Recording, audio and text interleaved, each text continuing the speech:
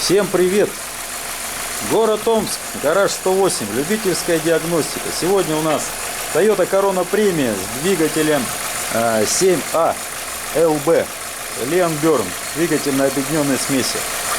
Значит, что могу сказать про этот автомобиль?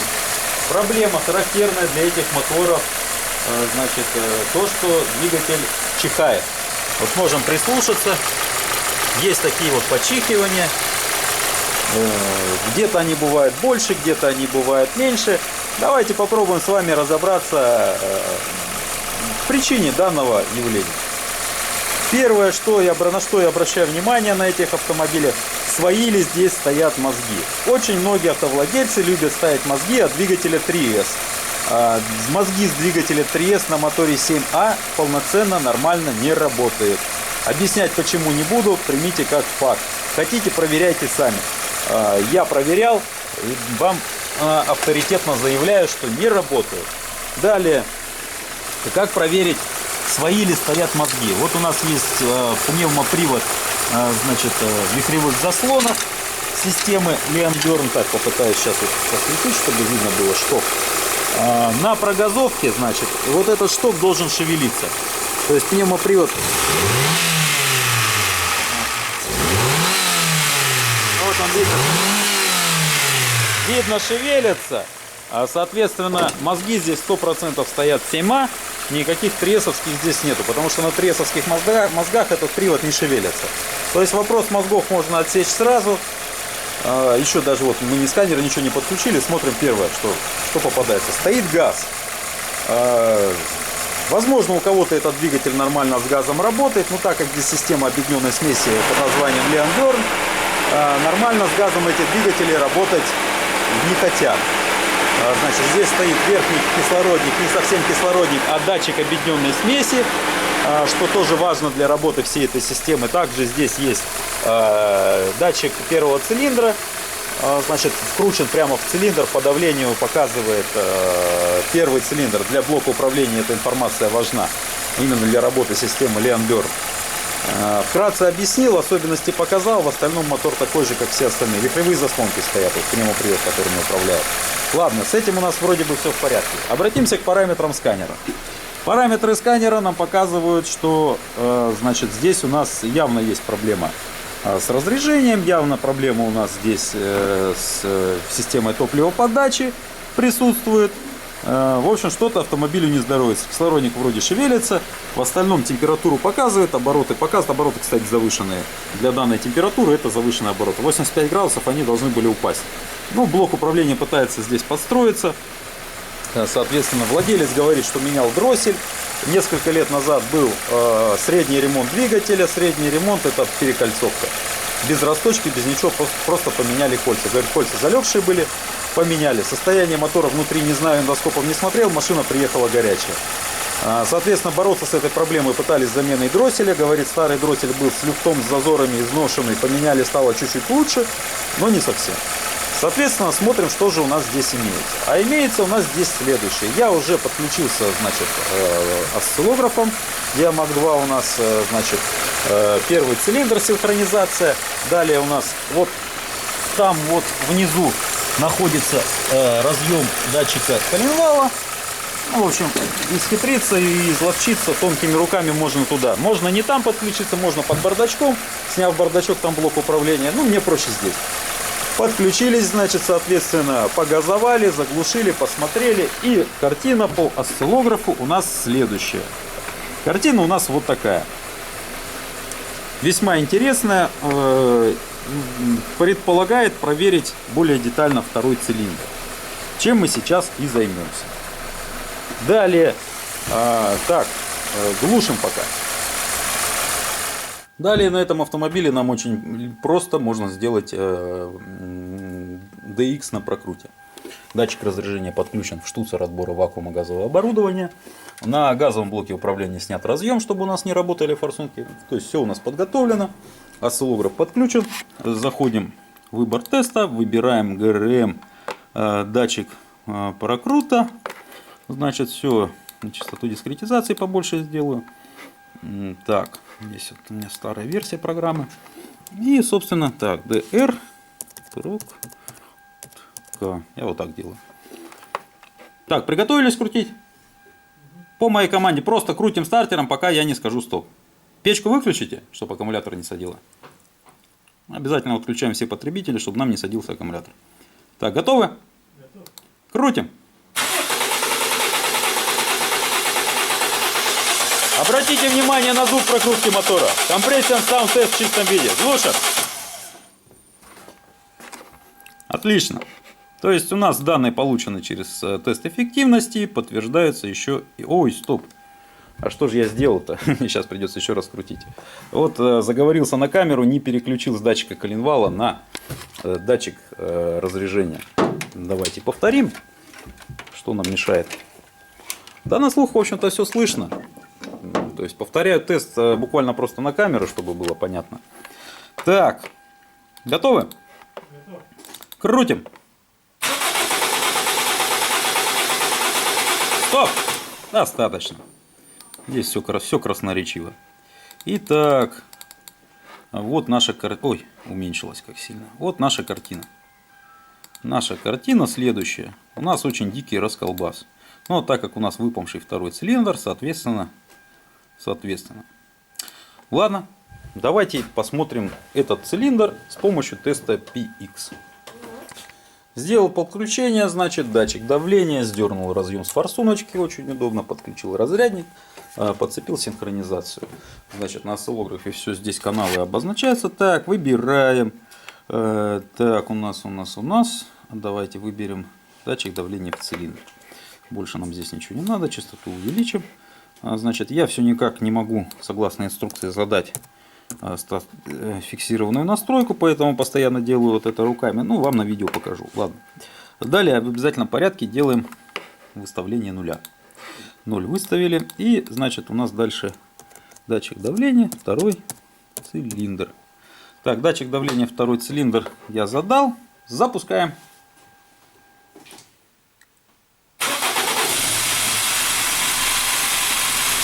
А что, стартер не отключился? Еще и стартер не отпускает. А зачем? Она же завелась. Так, все, съем у нас идет осциллограммы. Здесь у нас все щелкает, все работает. Далее делаем следующее. Я лучше за руля сделаю. Так. Просто ногой удобнее, можно резче газануть, чем с рукой задросим. Плавная перегазовка. И резко в пол. Отпускаем. Все отлично. По условиям теста мы перегазовки выполнили. Возвращаемся к компьютеру. Мне пока тесно, никак не наведу порядок. Некогда. Так, все, глушим пока. Выставляем линейку. Так, это снизим. Так. Почему Диамаг это в автомате не делает? Ну да ладно. Далее вот уже здесь видно, что здесь какая-то у нас картина очень интересная. Так. Ладно. По углам здесь что-то у нас по выпуску. Очень. Скорее всего, выпуск у нас будет зажат. По впуску более-менее. Ну, тоже как бы поздновато. Ладно, сделаем анализ. Так, объем двигателя у нас 1,8. Двигатель у нас без фазовращателей. Делаем анализ. Результаты анализа можем видеть на экране. Значит, что у нас здесь? Программа рисует. Возможно, выпускной зажат, герметичность цилиндра, соответственно, да, у нас есть такое. Наполнение недостаточно. Ну, понятно, герметичности-то нет.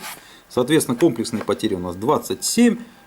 Степень сжатия определилась как 10,6. Так, по углам рисует вот такую картину. Ну и, собственно, здесь. Здесь у нас что попало. Опять же 25. Здесь у нас тоже мы видим вот эта вот желтая линия. Это у нас выпуск открытия вот такой анаформы. Такую форму она приобретает при зажатом выпуске.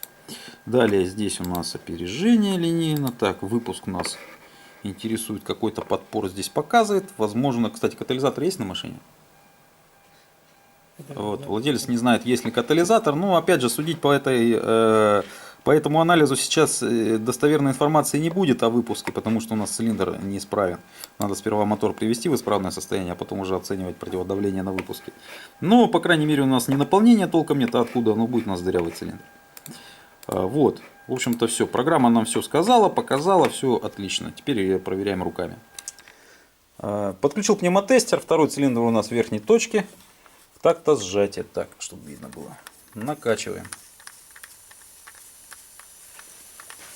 Картина у нас весьма печальная. Так, ладно, накачал сколько-то. Так, тут не дует ничего. О, тут у нас отлично дует и со впуска. Не знаю, в камеру будет, не будет слышно. Подключил сапун. Дует со впуска. Можете ухо, кстати, прислонить, послушать. И самое главное, послушать нам надо выпуск. А выпуск у него так, где у него? Я сейчас прям ухом послушаю. Я не стесняюсь. Ну, конкретно вот камеру подношу. Я думаю, будет слышно. То есть здесь на глухую у нас все дуется. То есть второй цилиндр у нас и по впуску, и по выпуску не герметичный. Утечки у нас катастрофические. Вот такого вот плана. Настолько сильно. Владелец проговорился, что 10 тысяч километров назад он замерял компрессию, она была в норме. В общем-то, мерить мне ее необходимости нет, но чисто уже так для видео, для того, чтобы это было понятно большинству зрителей, померим заодно компрессию. Самый у нас плохой второй цилиндр по, значит, анализу, самый лучший четвертый. И вот мы давайте померим второй и четвертый. Все не будем промерять, смысла нет. А второй, четвертый, то есть самый дырявый и самый плотный. Так, готовы? Да, педаль в пол, чтобы дроссель был полностью открытый. Вот он у нас дроссель открытый. И на 3 оборота коленвала по моей команде. Крутим. Стоп! Ну, в общем-то, смотрите. А по компрессии-то у нас 8,5. И если мерить компрессию не совсем правильно и еще маленько покрутить стартером, то у нас может выпасть по-настоящему все, и там, не знаю, 10-9. А давайте мы сейчас это попробуем. Так, готовы? Педаль в пол.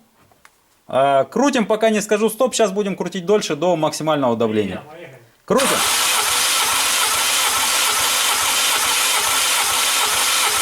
Стоп! Ну вот, покрутили до максимума, максимальное, какое может накачать цилиндр. У нас получилось 11,5. То есть, если бы я отправил этот автомобиль к мотористу, моторист ткнул бы компрессометр, да тут 11,5, у тебя диагноз. Что попало, тебе сказал, он тебя обманул. Значит, не надо здесь ничего ремонтировать, здесь все отлично. Вот же, есть компрессия, скорость набора есть, все отлично. Все нормально у тебя с мотором. Это, наверное, какой-то датчик. Или провода, или катушки, какой-то датчик. Как обычно, в общем-то, и говорят. Компрессометр подключен к 4-му цилиндру и повторяем наш фокус. Крутим. Стоп! Опачки.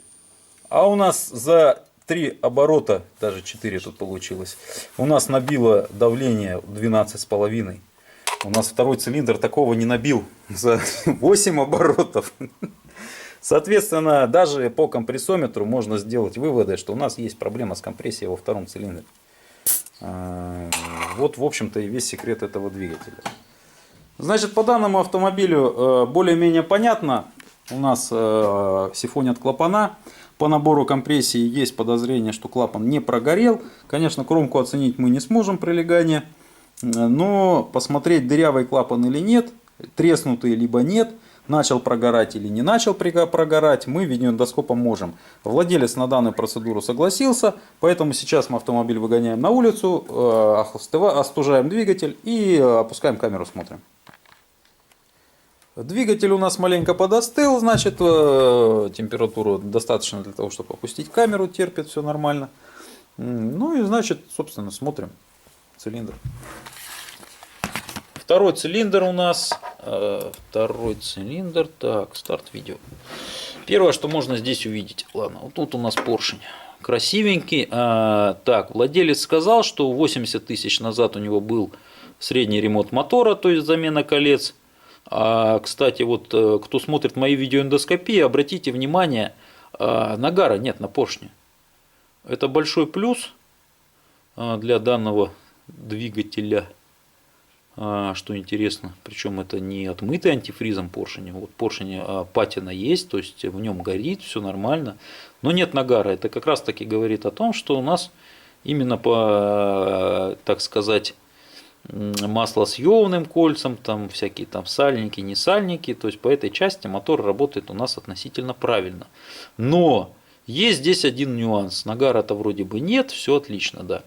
Вот у нас поршень, что-то тут надписи. Кстати, говорят, по надписям можно определить, какие же поршни ставились. Так, у нас... Так, стоп, сейчас. Вот, 2Си написано. Кто знает, можете сказать.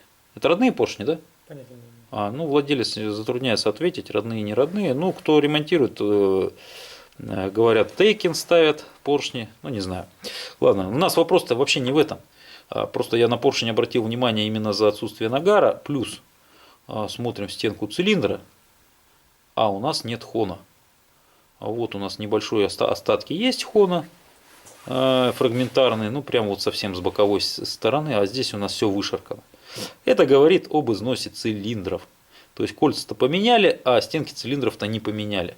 Не стоит делать такой ремонт. С одной стороны, вроде бы да, масло не ест, нагара нет, все отлично, но вот этот износ стенок цилиндра сказывается на способности двигателя создавать вакуум. Далее, вот у нас впускные клапана. По ним тоже маленько подсифонивало, поэтому посмотрим внимательно. Нагар небольшой есть у нас на клапанах. Так, в целом, ну, трещин нет, откровенных прогаров нет. Это уже хорошо. Так, это один был клапан. Второй клапан впускной. Так, смотрим. Надписи видны, нагара на клапанах нет. Все с этим замечательно. Так, ладно, разворачиваем камеру. Вот у нас выпускной клапан. Это у нас третий выпускной. Значит, тоже все отлично. Клапан как полная луна. Выглядит замечательно. Клапан сухой, все у нас отлично. Подозрения на сальнике никакого нет. Ну, небольшой нагар на клапане есть, конечно. Понятно, мотор-то работал, 80 тысяч прошел после среднего ремонта. И вот у нас наш виновник всей нашей истории. Это у нас 4-й выпускной. Он сильно отличается, вот обратите внимание, насколько он отличается от 3-го клапана. Вот они, 2 выпускных. Один работает, который слева, второй, который справа, не работает. Не работает, в смысле не закрывается. Из-за него у нас идет потеря компрессии. Так, визуально что у нас? Так. Ну вот нагар есть на клапане чуть-чуть. Отчасти есть. Ну, трещин я не вижу. Так, трещин я не вижу. На седле вот какая-то рисочка есть. Но может быть это просто следы подсекания. А вот так. Вот это вот у нас что на клапане?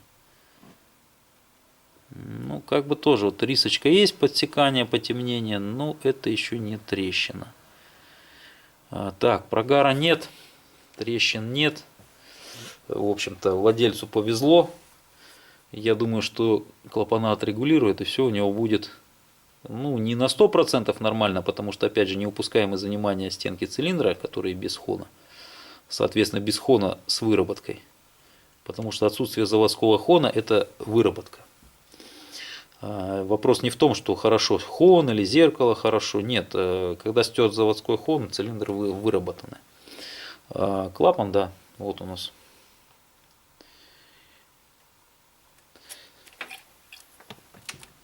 Так, стоп, видео сделаем. Теперь у нас есть полные данные максимально, которые можно получить, не разбирая мотор. Значит, у нас потеря компрессии во втором цилиндре по причине того, что у нас зажат 4-й выпускной клапан. Вот, по впускным тоже подсифонивало, но в любом случае никто не будет регулировать один клапан, будут регулироваться все клапана, проверяться. Поэтому что-либо дальше там проверять более детально, весь двигатель смотреть не будем, чтобы не тратить на это время, нам это не интересно. Сейчас вопрос у нас именно про второй цилиндр. В общем-то, все, информация получена, владельцу предоставлена, на видео снято, вам показано. На этом все. Мне добавить больше нечего. Всем пока. Гараж 108, город Омск.